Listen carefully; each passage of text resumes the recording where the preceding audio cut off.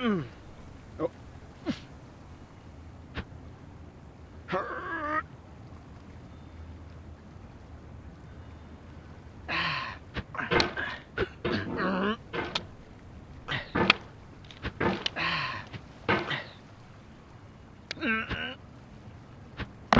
There's no feeling more intense than starting over. If you deleted your homework the day before it was due, as I have, or if you left your wallet at home and you have to go back after spending an hour in the commute. If you won some money at the casino and then put all your winnings on red but it came up black.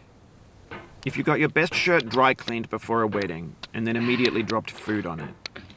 If you won an argument with a friend and then later discovered that they just returned to their original view.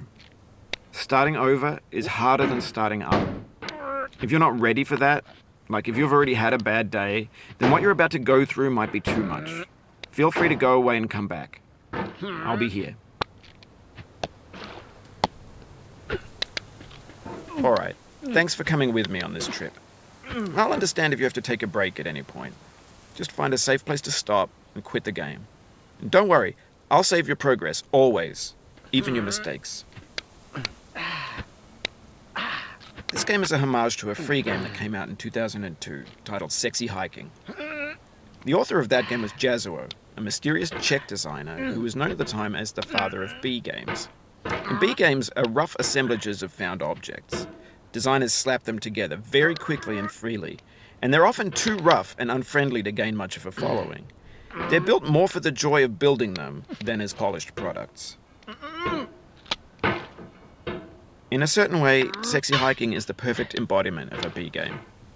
It's built almost entirely out of found and recycled parts, and it's one of the most unusual and unfriendly games of its time. In it, your task is simply to drag yourself up a mountain with a hammer. And that act of climbing, in the digital world or in real life, has certain essential properties that give the game its flavor. No amount of forward progress is guaranteed. Some cliffs are too sheer or too slippery. And the player is constantly, unremittingly in danger of falling and losing everything. Anyway, when you start Sexy Hiking, you're standing next to this dead tree that blocks the way to the entire rest of the game. It might take you an hour to get over that tree, and a lot of people never got past it. You prod and you poke at it, exploring the limits of your reach and your strength, trying to find a way up and over.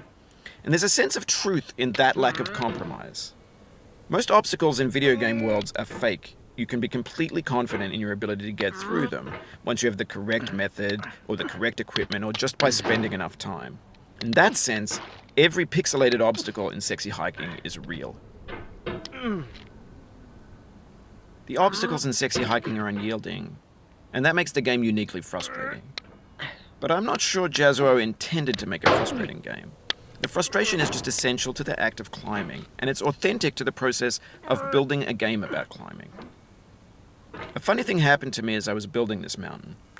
I'd have an idea for a new obstacle, and I'd build it, test it, and it would usually turn out to be unreasonably hard.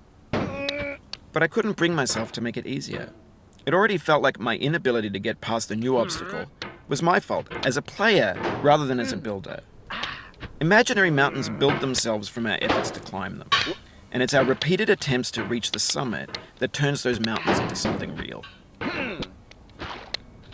No. When you're building a video game world, you're building with ideas, and that can be like working with quickset cement.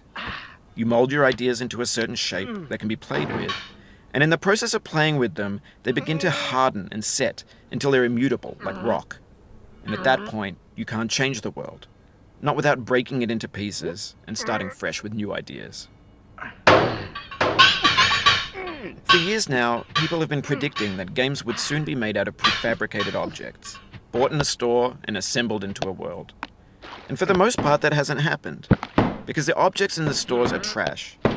I don't mean they look bad or that they're badly made, although a lot of them are.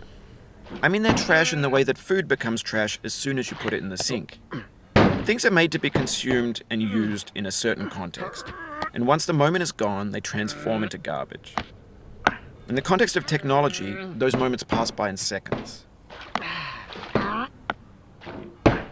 Over time, we've poured more and more refuse into this vast digital landfill that we call the internet.